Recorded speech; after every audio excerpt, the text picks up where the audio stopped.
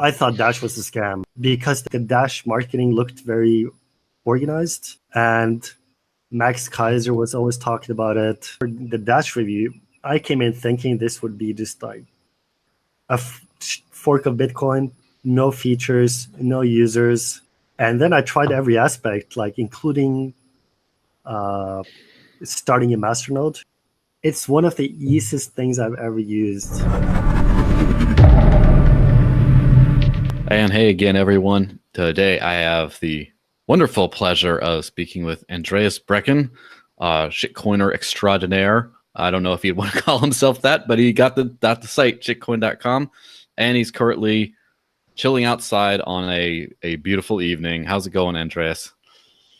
It's going really well, thank you. Yeah, it's a little dark here, but I guess it's the compromise when our time zones are so far apart.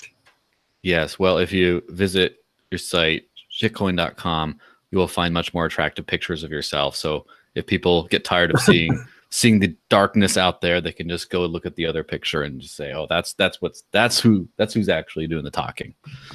I promise you, there is a swimming pool behind me, and it's usually quite nice. Yes, that makes sense. Now, you've been in Bitcoin and cryptocurrencies in general for around how long? I got involved in at least 2011. It could have been slightly before, and then I got involved, professionally since 2012, 13. Meaning, I mean, I'm a programmer, so professionally for me means that I'm making products that build on top of cryptocurrency, which means that I'm not a protocol developer, but I make applications.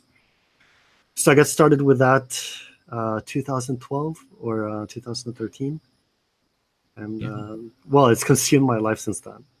As these things tend to do, it seems like this is one of those few rabbit holes that everyone jumps down. No one kind of says, I'll kind of pay attention to it. Seems like people get it and then they're very excited. What was it about this that made you absolutely need to be part of this? Well, I mean, as the technology, it was very fascinating because if you installed the Bitcoin, desktop client, the full node, back even in 2011, you install it, takes a few hours to sync, it's like overnight, but then you just click the receive button and it shows this address, and you could go to a faucet and paste your address, and you would have Bitcoins, and you could send them to people. And it had this super easy to use API. So as a programmer, you could detect when people sent you money, and you could also send money to people really easily. I mean, as a developer, it was very, very smooth, way easier than anything I've ever worked with. Yeah, and that's such as PayPal or. That's interesting because it also kind of aligns with the things that I got that I made me click. I was a precious metals guy. I love gold and silver. Still keep a silver round on my desk, and I wanted to find a way to live off of it because I didn't like fiat currency that is constantly devalued. So I tried to look for like a gold-backed debit card or something like that. And then when I first used Bitcoin, I just sent it, and it was like, wow, this is kind of like digital gold, except I could just it's just so much easier than any kind of fiat currency system out there. And that ease of use kind of thing made me think, this isn't just better. This is like something that can change the world. So you got into it because it was just so easy and frictionless to use. What were some of the philosophical consequences of using this crazy new technology? Like what did it teach you about the world and your worldview? Yeah, I mean, before Bitcoin, I had absolutely no interest in politics. I think maybe I'd read like a Milton Friedman book. I thought, wow, okay, that's interesting. He was probably shilling UBI or something. But, that was it. But then once I got involved in Bitcoin, just being on Bitcoin Talk, being on Reddit Bitcoin, people started posting all of these things that were about Bitcoin, but there were also criticisms of fiat money, of taxation, of the state as a concept, and that slowly I started thinking that fiat currency is really silly. Before Bitcoin, I was totally fine with it. It's just like a consequence of life, and you had no option. And then, like you, I've never been, gold bug.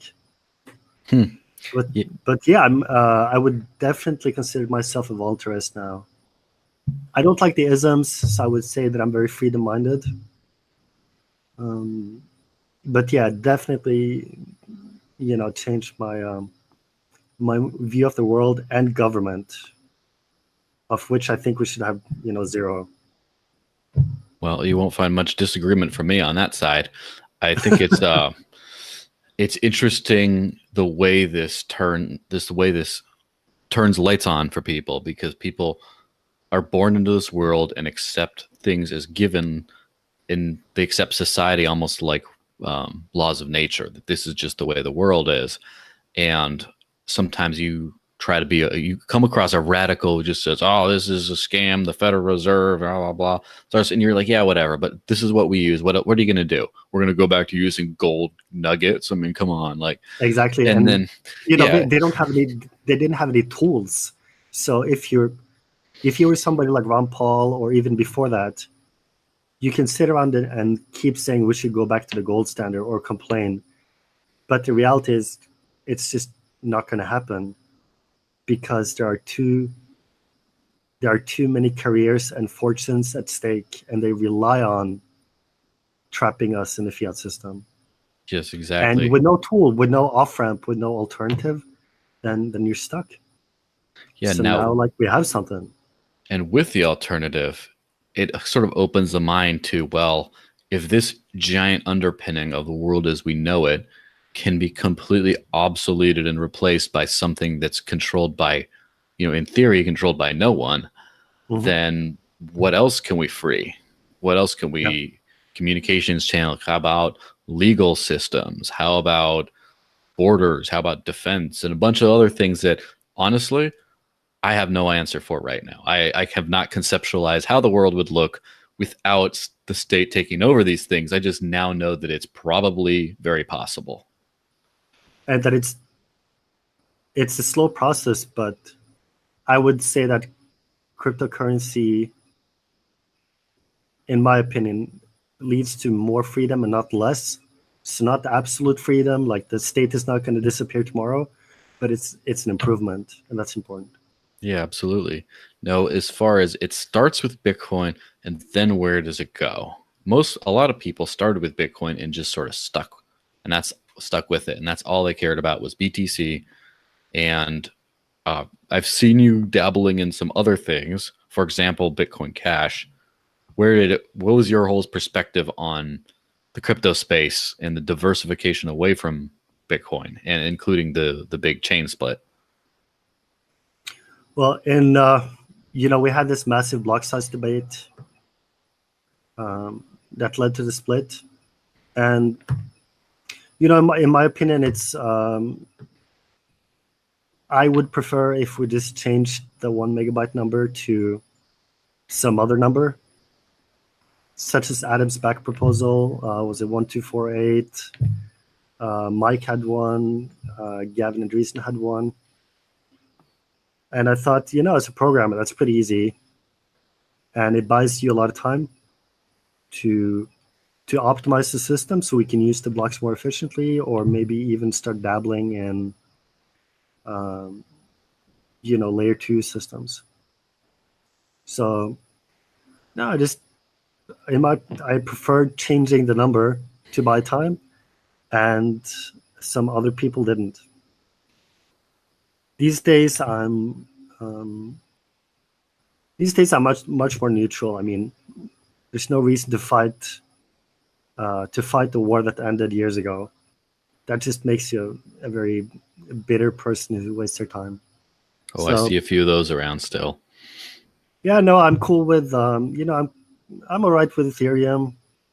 I use I run a Lightning node, and I use Lightning when it's possible. And I use Bitcoin Cash. I use everything. I think I run like 25 full nodes. Wow. Hopefully not on one small laptop. No, these are for another website I have called sideshift.ai, Mm-hmm. which is like an instant coin exchange. So that requires me to run a lot of full nodes. Yeah, that makes sense. So, what was your perspective on the Bitcoin Cash to Bitcoin SV split? And I saw before voicing some concerns over the implementation of checkpoints as part of that whole split. Do you want to talk a little bit more about what your feelings were about the split and where it is now and how it happened? Yeah, I've met with Craig, not met with, but I mean I've seen him at conferences and talked to him at various bars, especially. um, and it's my opinion he's he's a con man. So the technical merits of the BSV side and the split wasn't very important for me because, in my opinion, it's just a tool for somebody to defraud people or to trick them into something. So it was never an option for me to side with BSV because just some of the people who were behind the initiative and who went to it early, I just don't like them. So I know very little about BSV. And about the checkpoints, like we talked about before the show, my opinion is that adding checkpoints, which Bitcoin has had since long before the split from Bitcoin to Bitcoin and Bitcoin Cash, I think it gives too much power to the developers, and I think we shouldn't have many of them. And if we do have to have checkpoints, I think it should be balanced out, so that the exchanges should be very critical of adding checkpoints, and developers should be careful about adding them, and users should maybe protest. Yeah, But protest in some way. yeah, I mean, it's very difficult. So I have to admit, I know very little of BSV, aside from like being friends with Daniel Kravitz. And yeah, I don't have any. That's pretty much it. Yeah, so for your project, shitcoin.com, first, it seems like a relatively serious, in-depth, deceptively in-depth site because it involves some serious investigations and actual real usage of cryptocurrencies that people just kind of buy on exchange, send back and forth at best, maybe download a full wallet, and that's kind of it. Is there any reason why you called it shitcoin.com? Because it seems like almost like camouflage, like you're hiding a great, very in-depth, serious resource behind a very sort of whimsical, fun name. Oh, there we go. Everybody in the Shitcoin.com team get to choose their own C-level titles. Mm-hmm. So I'm the chief enchilada officer. Oh, nice. I bought the domain while I was working at Kraken, Shitcoin.com, just because I thought it was really funny, and I looked it up, and it was surprisingly cheap back then, and I never did anything about it. So at some point, I wanted to start writing reviews, technical reviews, because I keep, just for my own research, I keep doing this thing where when there's a new coin or new project, I fetch the source code, I read about the project, who's behind it, if it has a fair launch, what the distribution is and everything. I compile from source code. I run a full node, test as many features as I can. If there's a phone app, I try all of them. If there's hardware wallets, I try that. So I figured I would just start documenting this because I feel like most people in this space have very strong opinions of all of the technology and coins. But when you talk to them, they haven't actually tried anything. They're just either promoting it or saying bad things about it, but they never tried it. They know nothing about it. Yeah, that's So pretty. I thought it would be a counterbalance. So I think the headline on the website is something like, does anybody actually try these projects? Andreas finds out. Yeah, of course. What are the main findings you found, like as a trend? Any big observations about, well, now that you've actually tried most of these things, is it, for example, most of them are not as user friendly as they pretend to be? Most of them are broken. Most of them are actually quite technically good or very easy to use. What are some of the big observations just having gone through the space?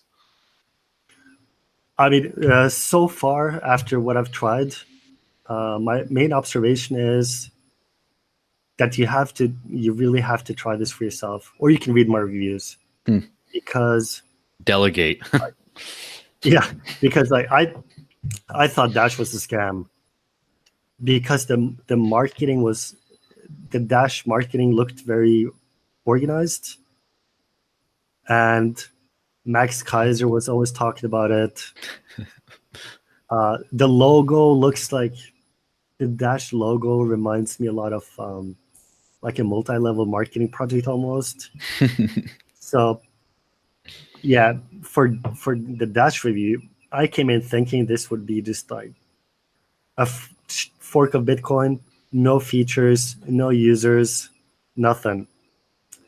And then I tried every aspect, like including starting a masternode, creating a budget proposal, voting on proposals. I think I used a phone app.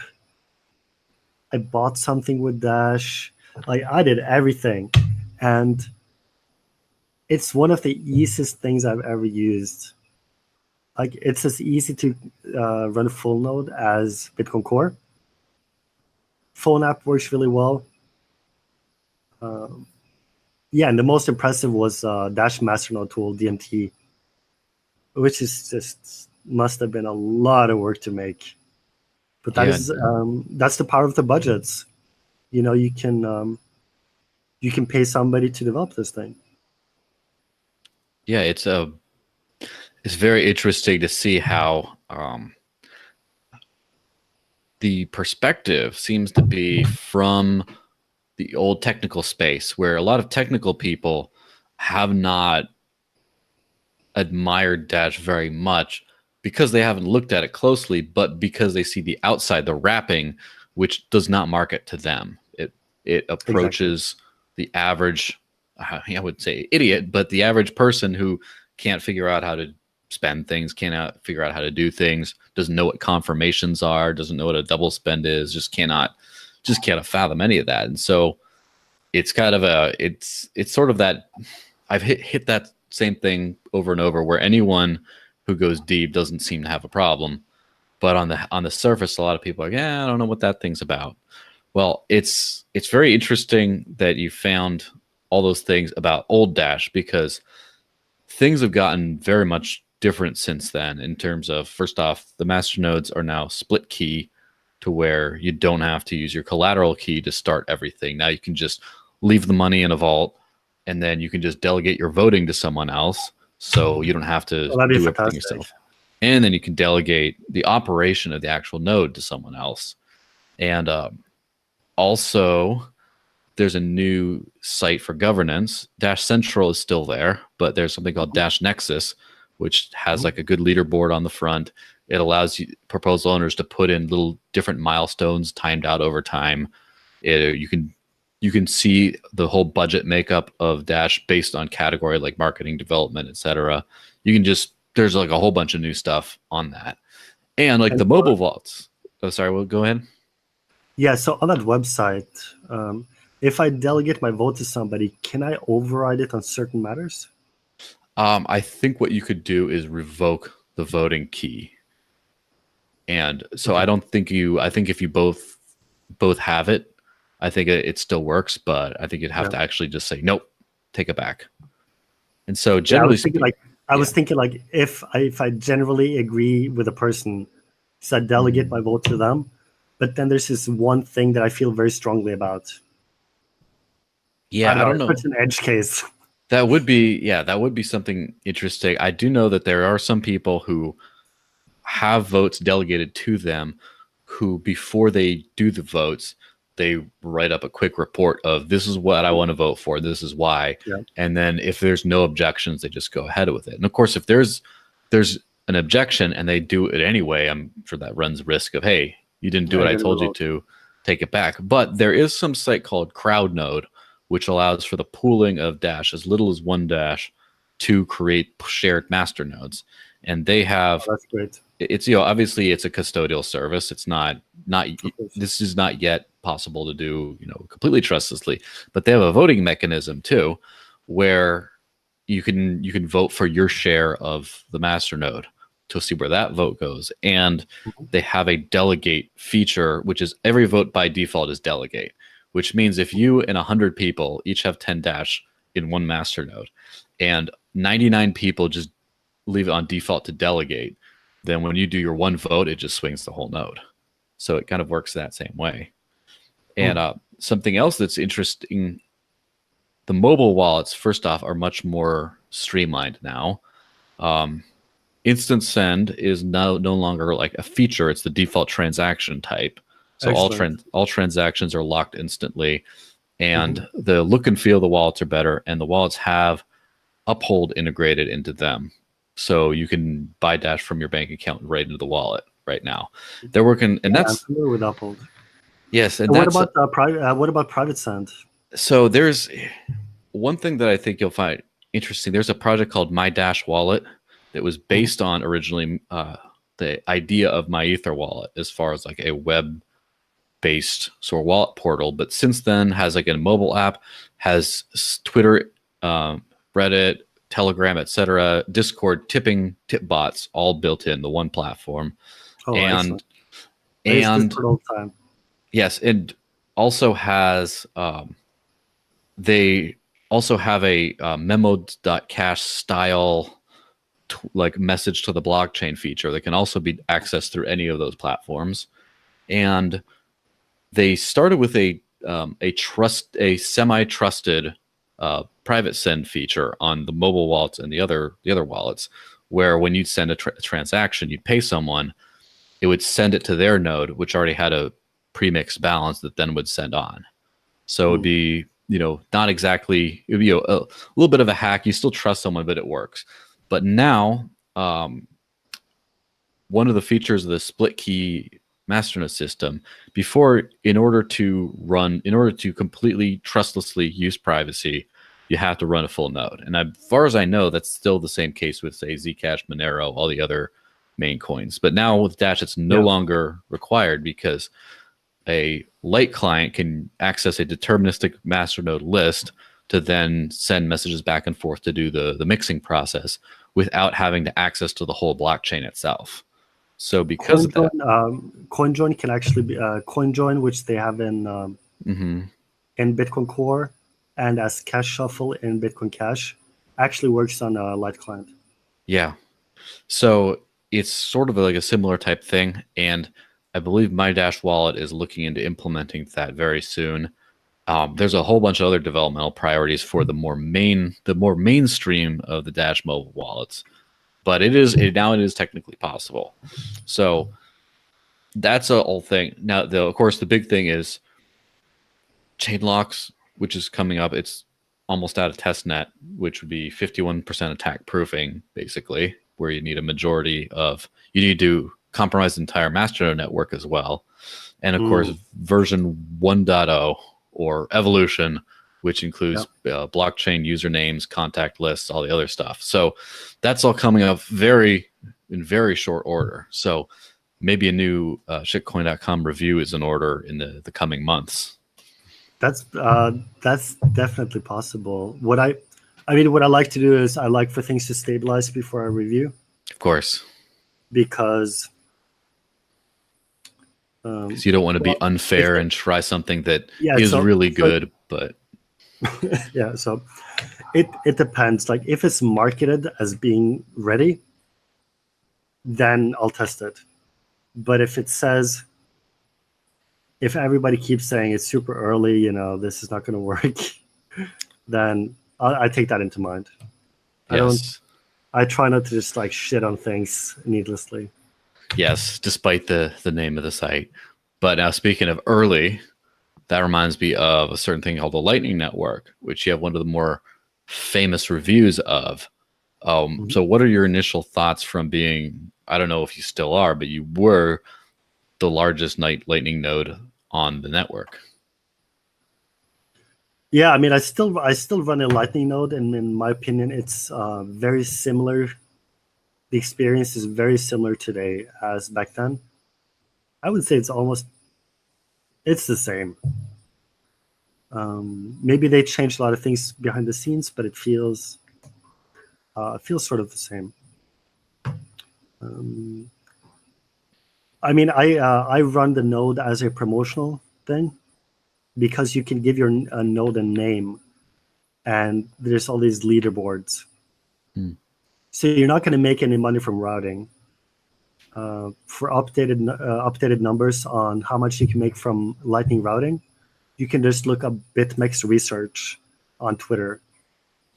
I think they ended up with something like they annualized returns of like 1%.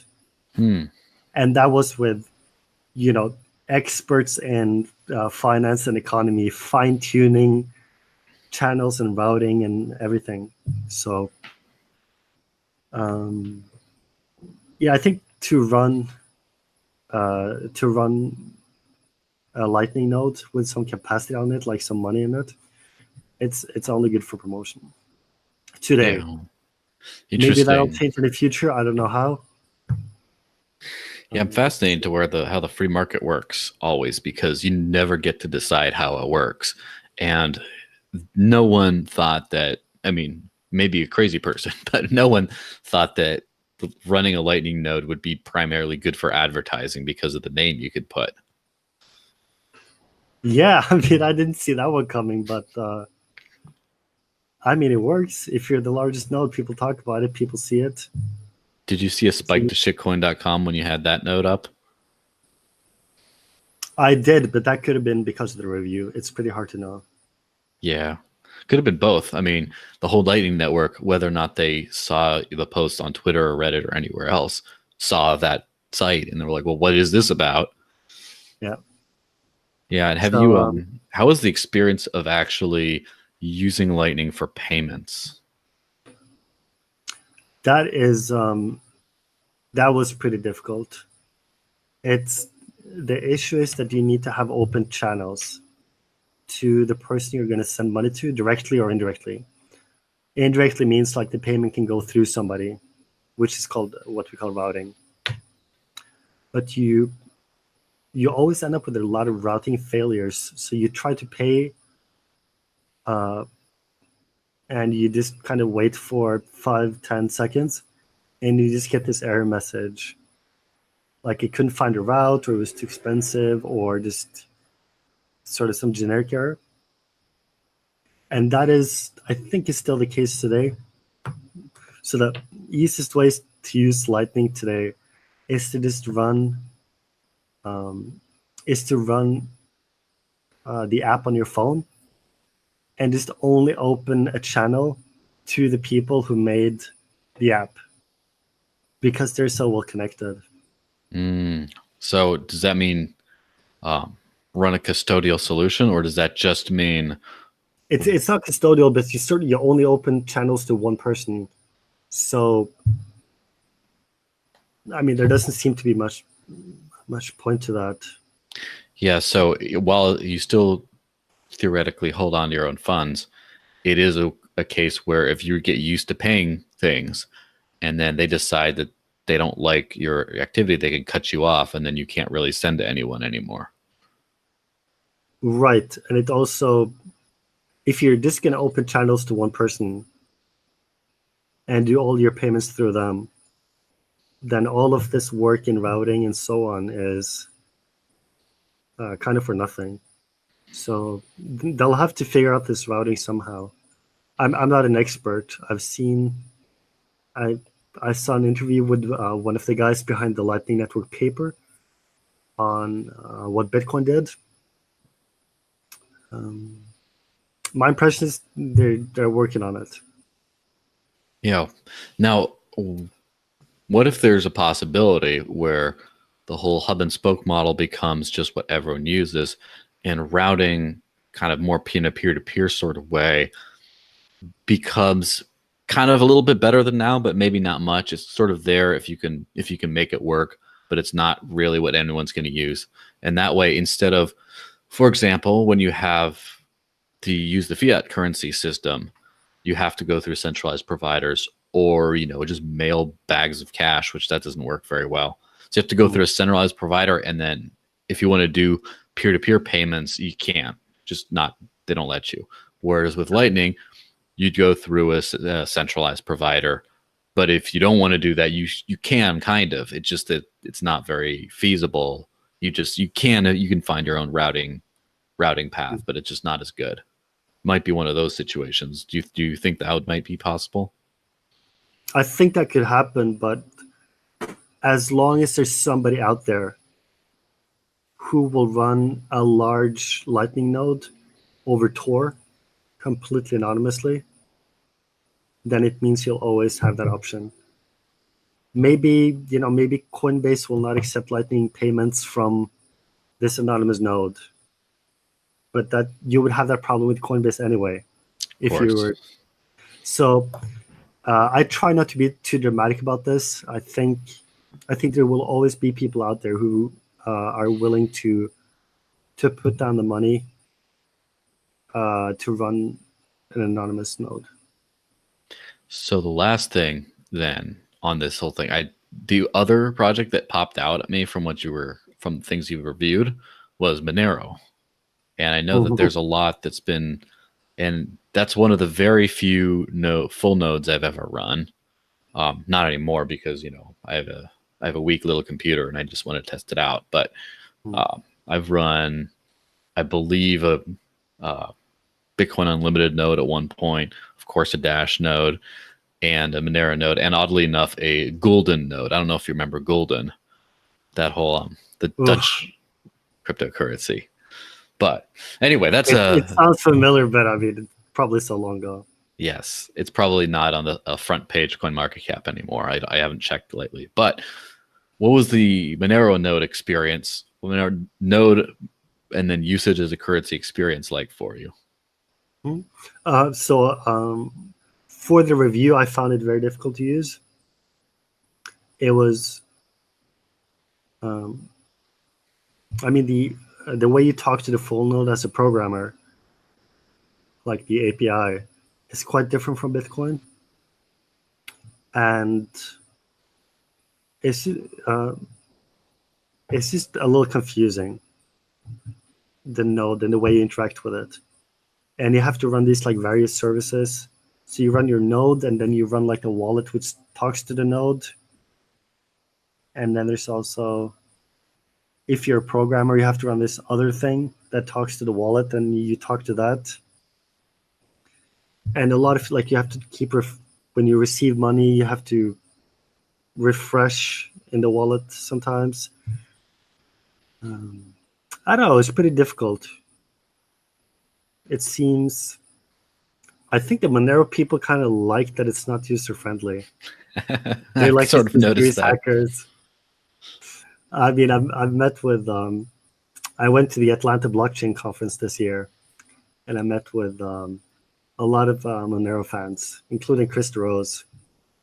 I think they kind of like this. They like being a little underground. Yeah, I mean that's great for a fringe kind of a project, and it seems to have like a very strong cult following in that way.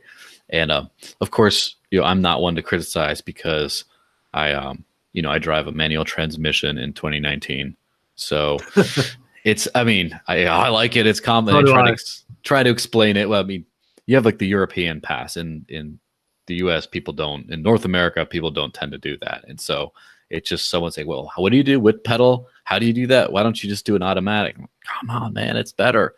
And I'm sure it's like old man yells at cloud, old man yells at automatic transmission, and old man yells at dash instant send. I'm sure there's a lot of that kind of stuff going on. So what are you most excited about that you're working on today, and